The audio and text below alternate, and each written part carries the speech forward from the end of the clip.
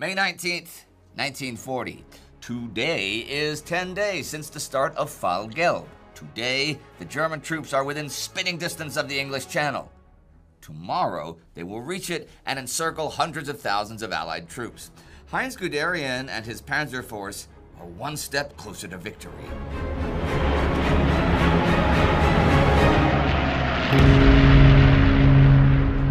I'm Indy Nidell, and welcome to our World War II mini-series 10 Days in Sedan, where we cover the German thrust through the Ardennes, the rage of the Reich, and the new confrontation between old enemies at Sedan, the crucible where the fate of the Axis and Allies converge. Join me as we explore the course of the battle and its aftermath. By now, things are really starting to fall apart in the French High Command.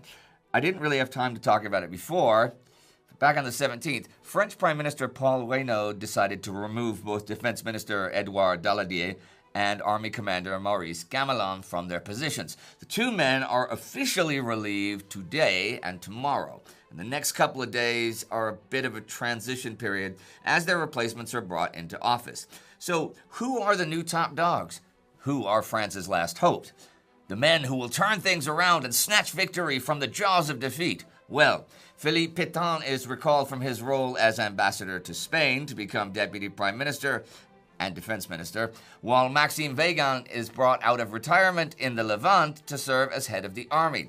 These sackings of Daladier and Gamelin are linked, as are the appointments of Pétain and Weygand. But I'll start with Daladier. He's been a problem for Reynaud since March. See, Daladier has run the defense and war ministries for some years, and has even had a few stints as prime minister himself, the longest one being from April 38 up to March of this year. But even during that time, he was also still defense minister. He was also a signatory of the Munich Agreement back in 1938, which is now seen as a naive miscalculation. And he's also been a big supporter and defender of Gamelin, whom Reynaud has wanted to dismiss since before the German invasion began. Paul Reynaud, who succeeded Daladier as premier in March 1940, faulted his predecessor for opposing an alliance with the USSR and for rallying his radical party to shield Gamelin from dismissal. In Reynaud's opinion, Daladier's blindness to the defects of the French military amounted to dereliction of duty, especially in the wake of Germany's lightning April 1940 occupation of Norway.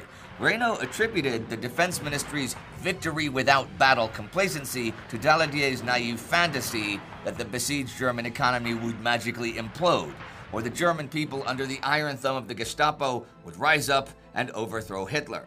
Daladier overestimated Poland's ability to resist, never ordered the High Command to carry out an offensive against Germany in September 1939, and kept his serious doubts about Gamelin's deal-Breda plan to himself.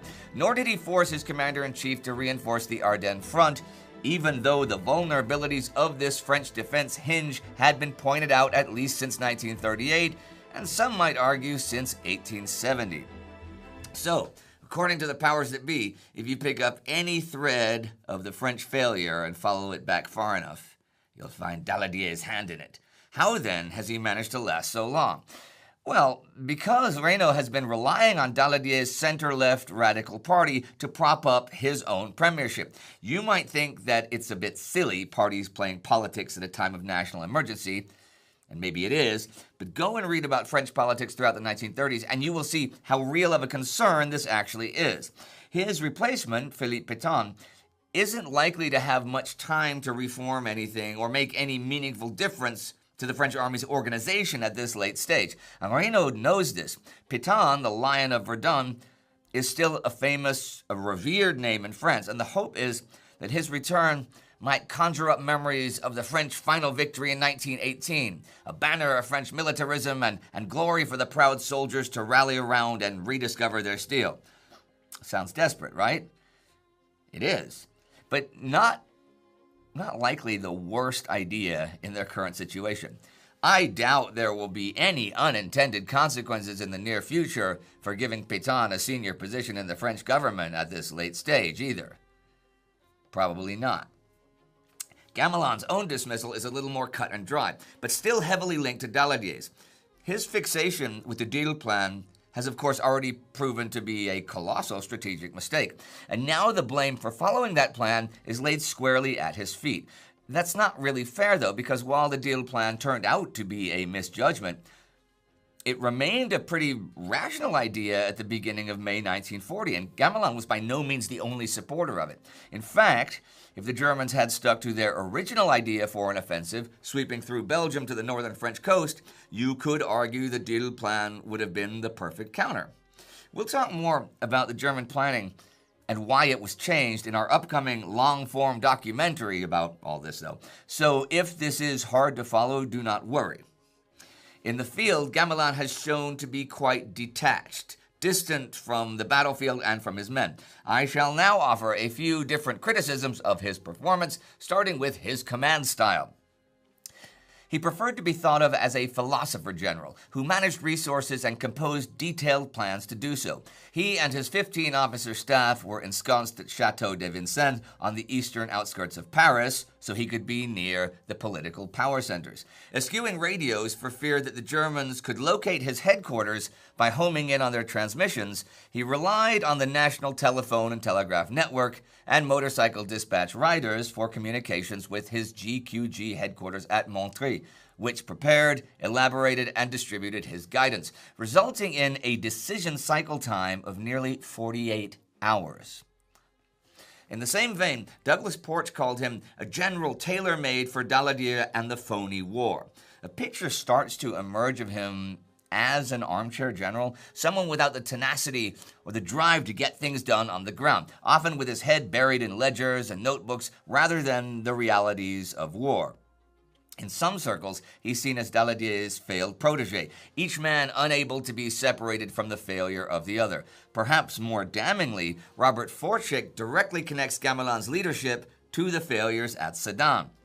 There is an old military maxim that troops will only correct what is inspected. If nobody inspects it, the problem will not be fixed. When a French paramilitary group visited Sedan during the Phony War and noted deficiencies, Gamelin and his subordinates hasted to contest the findings. Gamelin and other senior French leaders seem to have assumed that most of these deficiencies had been corrected, when they had not, and when confronted with evidence of shortfalls, they became evasive. Do some of these criticisms hold water? Certainly. Is it fair to saddle him with the blame for all the French operational failures? Probably not. That, though, is another discussion for that upcoming documentary. But back to the action. On May 19th, Gamelin issues Directive Number 12, his last significant order in the field. It calls for mobile forces to strike the flanks of Panzer Group Kleist salient from north and south, cutting off the panzers and isolating them from their supporting forces. No specific units are mentioned, but Gamelin's order gives a real sense of the pressing urgency. As he puts it, everything depends on the next few hours. But that sense of urgency is completely ignored by his successor, Maxime Weygand, who swiftly cancels the directive, claiming he needs to assess the situation firsthand. He wanted to get a picture of the situation for himself. In this connection, following his World War I role model Foch, he considered it indispensable, first of all, to visit the front line and to have a personal talk with the most important field army commanders. That was bound to be almost anachronistic in view of the tempo of the German blitzkrieg. Gamelin's appeal that every moment counts had been absolutely correct. With every passing hour, the German panzer formation pushed farther and farther west. Okay, so while Weygand is wasting time, what are the Germans doing? Well, there is good news for Heinz Guderian and his fellow panzer commanders today, for the remaining restrictions placed on their advance are lifted. With the panzers unchained, the final push to the Channel is soon underway. Guderian's 19th Panzer Corps, 1st, 2nd, and 10th Panzer Divisions, is ordered to drive towards the Abbeville-Amiens area. To his right, Hans-Georg Reinhardt's 41st Panzer Corps, 6th and 8th Panzer Division, moves towards Calais. Meanwhile, Hermann Hoth's 15th Panzer Corps sends the 7th Panzer Division to Arras, the key base of the British Expeditionary Force, with 5th Panzer Division covering its flank. I'll start with 10th Panzer Division. On May 19th, they're still behind the river Sambre, securing the left flank of 1st and 2nd Panzer Divisions. As they do this, they find themselves under attack by Charles de Gaulle's 4th Armored Division. This is now the second time that de Gaulle has launched a counterattack into the flanks of the Germans. 2 days ago, if you'll remember, he struck the 1st Panzer Division at Montcornet. De Gaulle's heavy tanks pushed close to their objectives there before being stopped. Now his target is Crécy-sur-Serre, about 30 kilometers west, and the French colonel hopes once again to disrupt German logistics. But once again, a lack of air cover proves decisive. Initially, de Gaulle's second counterattack with 3 tank battalions made progress against the German outposts, but the 10th Panzer Division was solidly dug in at Crécy-sur-Serre with infantry, tanks, and anti-tank guns, and had mined the approaches to the bridge. De Gaulle's ad hoc combined arms team was far too small to take on a full-strength Panzer Division or to conduct a river-crossing operation. German Stuka attacks also harassed the 4th DCR, which had no air support. Altogether, the 4th DCR lost another 28 tanks. But unlike the other French armored divisions, de Gaulle's division had not been routed and was still combat effective. Recognizing that a breakthrough here was impossible, the GQG authorized de Gaulle to withdraw to the Aisne River in order to regroup his division. The 1st and 2nd Panzer Divisions press on towards the Channel. Guderian is determined to seize crossings over the Somme before the newly formed French 7th Army can solidify its defense. First, they must cross the Canal du Nord, which runs from Péronne to Douai. With few French troops available, Alphonse Georges orders British Expeditionary Force Commander Lord Gort to assign the 23rd Northumbrian Division to defend the canal crossings. This unit was one of 3 untrained territorial army formations sent to the BEF to provide manpower for airfield, railway, and base construction. Woefully understrength, these divisions universally lacked artillery, anti-tank weapons, transportation, and other attributes of a combat formation. Collecting 11 field guns and 2 howitzers from the Royal Artillery Training Center in Arras, the 23rd Division's 2 brigades dutifully deployed along the northern 16 miles of Canal du Nord. Even as they dig in, though, they face being outflanked. In the morning, Hermann Balck pulls together an improvised battle group called Gefechtsgruppe Balck, made up of the 2nd Panzer Regiment and a rifle battalion. Balck's men beat a French Foreign Legion cavalry unit to secure the bridge at Péronne, and early tomorrow, May 20th, the 1st Panzer Division will arrive to exploit this crossing. At the same time, the 2nd Panzer Division crosses further north. Together, they will shatter the British defenders. With the 23rd Division out of the way, the road is open for the Germans to start snapping up the towns and villages that line the Somme as they advance towards the Channel coast. The only forces now blocking Guderian's 1st and 2nd Panzer Divisions are the 3 scattered brigades of British 12th Division. That division is very much under-equipped with anti-tank weapons, mortars, and machine guns, and is also too thinly spread out to mount a coherent defense. On the 20th, Friedrich Kirchner's 1st Panzer Division pushes through Albert and crushes the British Division's 37th Brigade east of Amiens. Amiens itself is held only by a weak mix of French reservists, obsolete FT-17 tanks, a few 75mm guns, and the 7th Battalion of the Royal Sussex Regiment, already battered by Luftwaffe bombing. Gefechtsgruppe Balck attacks and overwhelms the defenders. By evening, Amiens is firmly in German hands, and the men celebrate with captured British rations of coffee and chocolate. Other units occupy nearby Picquigny, Corbie, and Bray. Meanwhile, Rudolf Field's 2nd Panzer Division has advanced roughly 90 kilometers from the Canal du Nord. By early evening, it reaches the outskirts of Abbeville and runs into the British 35th Brigade. Taken by surprise, the British attempt to retreat across the river, but they are largely surrounded and captured. By 8:30, Abbeville falls. Just hours later, a battalion of German motorized infantry pushes 12 kilometers northwest and seizes Noyelles-sur-Mer not long after midnight. They are the first German troops to reach the English Channel. To the north, 41st Panzer Corps is also making rapid progress. Kunzen's 8th Panzer Division takes Sedan late on the 20th and captures Montreuil the next day. To their left, Werner Kemp's 6th Panzer Division crosses the Canal du Nord and strikes Doullens, hitting the British 36th Brigade and completing the destruction of the 12th Division. As the official British history puts it, at the end of this momentous Monday, the enemy were masters of Albert, Doullens, Amiens, and Abbeville, with Montreuil thrown in for good measure. The whole tract of country between the Scarpe and the Somme was in their hands. The British lines of communication were finally cut, and the way to the Channel ports was open. The 12th and 23rd Divisions had practically ceased to exist. With this, the German encirclement is complete. Army Group A has trapped a massive Allied force in a pocket stretching roughly 200 kilometers along the Channel coast and up to 140 kilometers inland.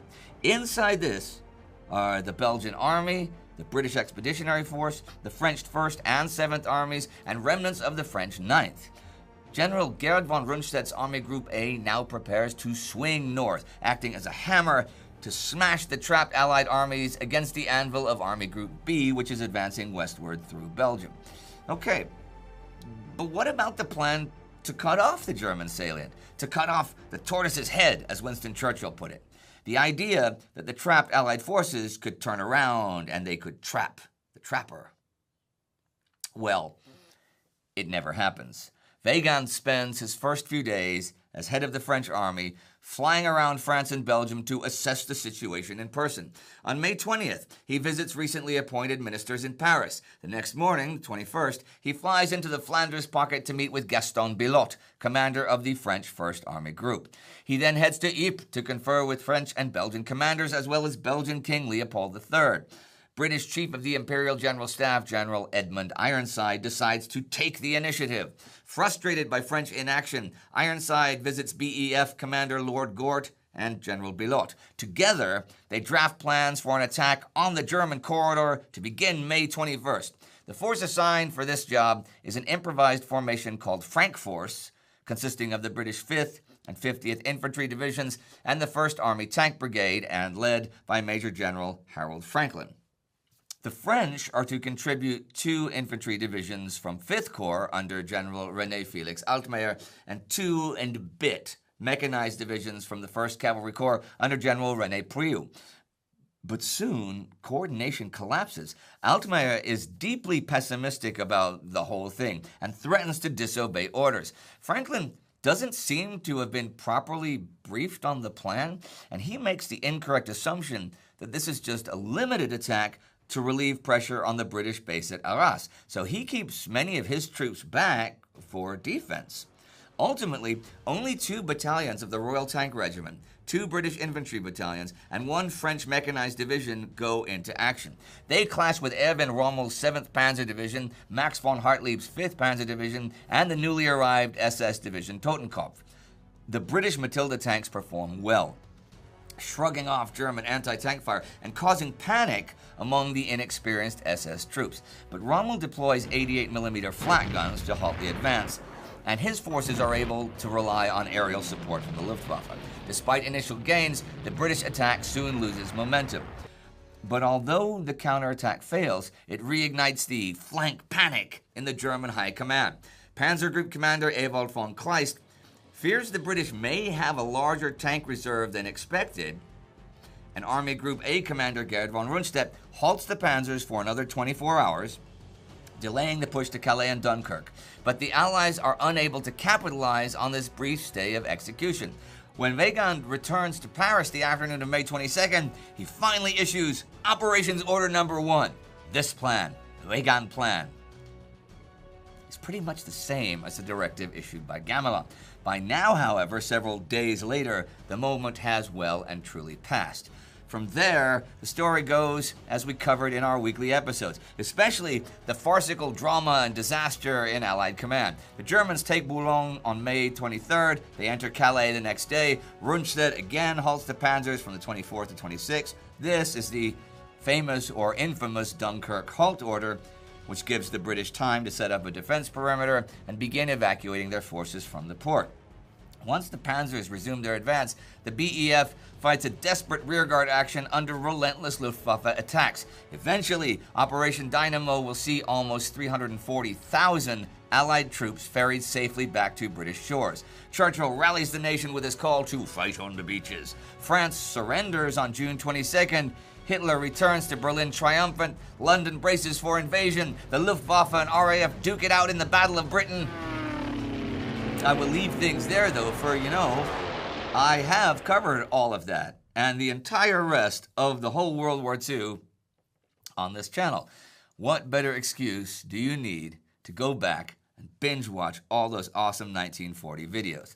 But before we wrap up, we have to look at how the events of May 1940 affected the wider world. Because as I always say, history doesn't happen in a vacuum.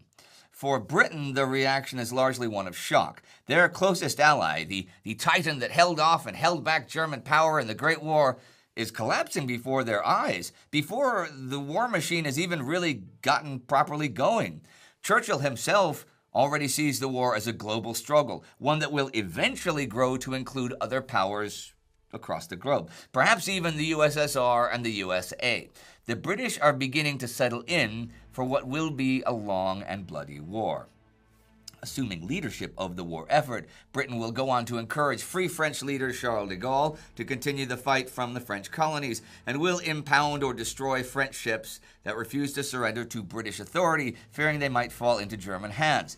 This commitment to the war, despite such a colossal setback, will demonstrate to the world, and especially the USA, that Britain intends to fight Germany until the very end. The calls for more aid and more support from within the U.S. will only increase from here.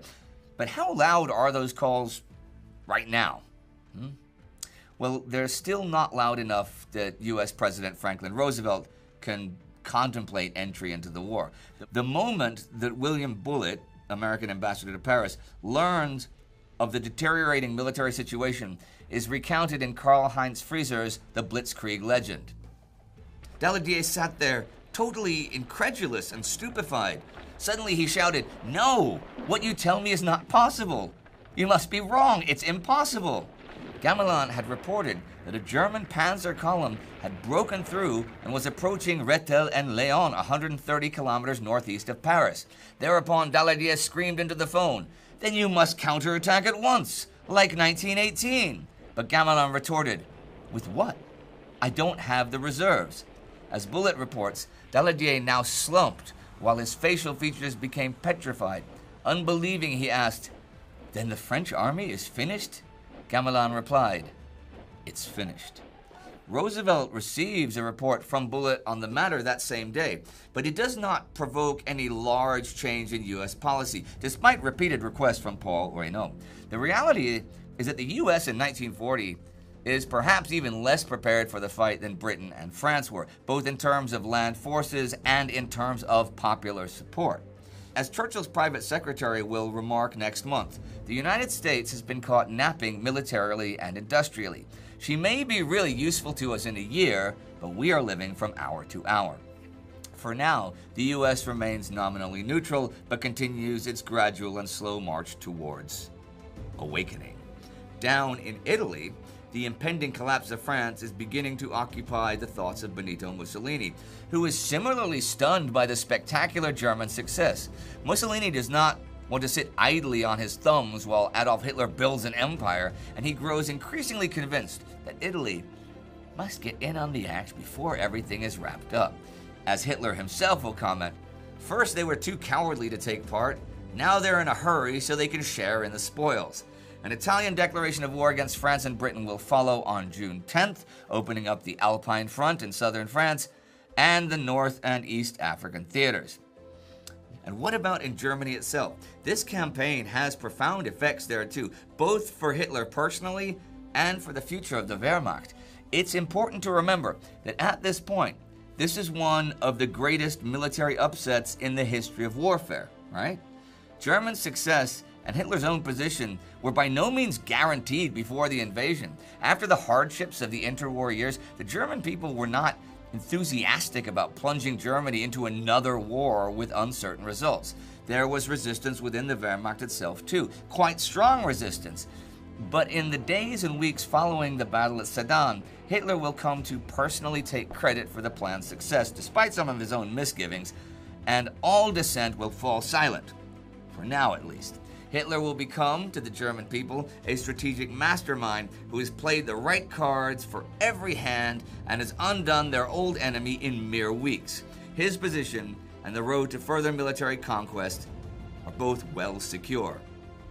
The panzers will also feel their place cemented, not as an accompaniment to infantry, but as the spearhead of the Reich's armies. Guderian's views and actions have been thoroughly vindicated, and now German military theorists begin to think about rapid military campaigns against larger opponents in areas far harder to attack, and they will test the limits of maneuver warfare and find out just how much can be achieved with speed and tenacity. This fascination with their new doctrine will embed itself within Wehrmacht thinking as eyes slowly but surely turn to the east. Well, I hope you have enjoyed this coverage of 10 days at Sedan as much as we've enjoyed bringing it to you. It is quite fascinating, well, for all of us, but for me particularly, to return to the early period of the war again after these years of, covering the rest of it, and look at some of this in more detail. Back when we covered World War II in real time, Spartacus and I, and Astrid, visited Sedan to get a real first-hand look at all the places that we've been talking about in this series.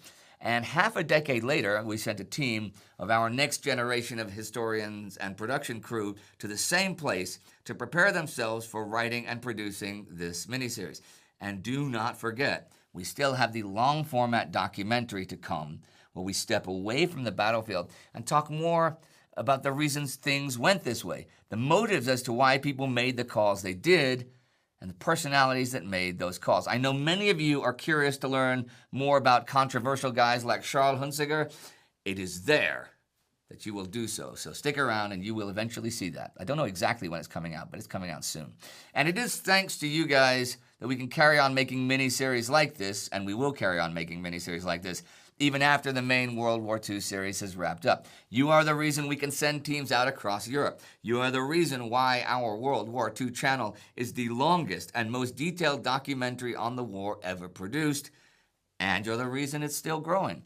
If you want to see just how large we can grow it, join the Time Ghost Army at timeghost.tv or patreon.com. Our Aden Amigo of the Week is Chris Volk. We hope you have enjoyed 10 Days in Sedan, and from everyone at Time Ghost, thanks for watching. See you soon.